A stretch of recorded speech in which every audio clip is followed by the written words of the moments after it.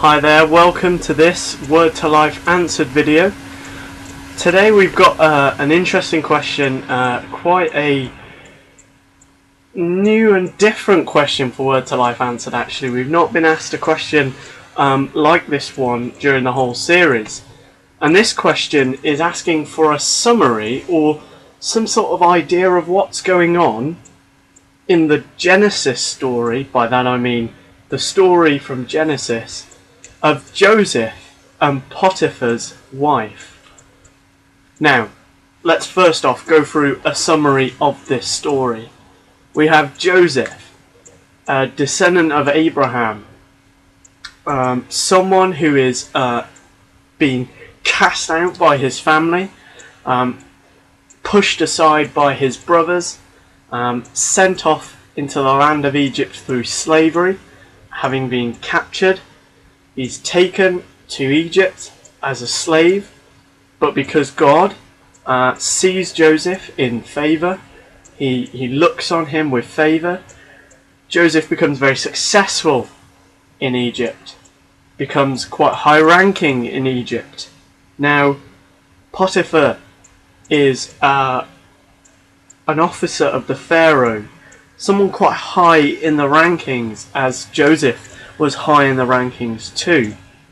Now Potiphar, he looks with favour on Joseph too.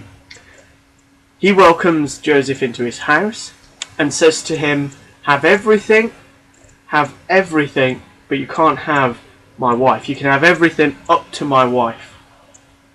Now, this is great. Potiphar then goes away. Joseph is still hanging around, doing things around the house, helping out, being good, tending to the house, if you will. But then Potiphar's wife, well, she starts to cause trouble. She keeps trying to make Joseph, who is a God-fearing man, by that I mean he's someone that believes and follows God, well, she tries to make him sleep with her. Now, this gets to such a point that she eventually goes so crazy that tears his robe off. Joseph runs away, ashamed of the fact he's naked, runs away, and all of a sudden Potiphar's wife is screaming, suggesting that Joseph was trying to rape her. Now, that isn't what happened.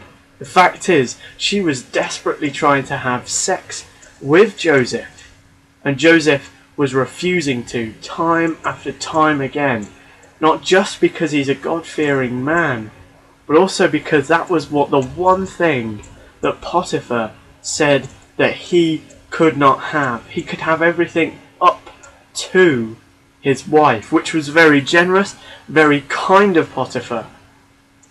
Now, his wife knew that by suggesting this, something wrong would happen to Joseph. And that's what happens. He finds himself in jail. Now, of course, while he's in jail, he's still found in favour with God, so he becomes quite high within the prison system.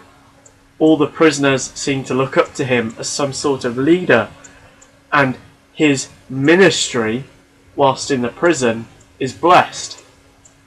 So, that's the summary of the story, but what do we do with this story? It's a bit of a strange story that just sneaks in chapter 39 of Genesis. Well, there's one very simple way to look at this through Christian eyes. Well, the fact is, Potiphar welcomes Joseph into his house. He offers Joseph everything, except one thing, his wife. Now this, to those of you who may know your Bible or your Bible stories, this may start to just like light switches on. I've heard this before. Someone has offered somebody everything but one thing. And that is again in Genesis. Genesis chapter 2. God offers Adam and Eve everything. Look, guys, have everything except do not eat from that tree. Do not eat from that tree. And of course, we all know how that story goes.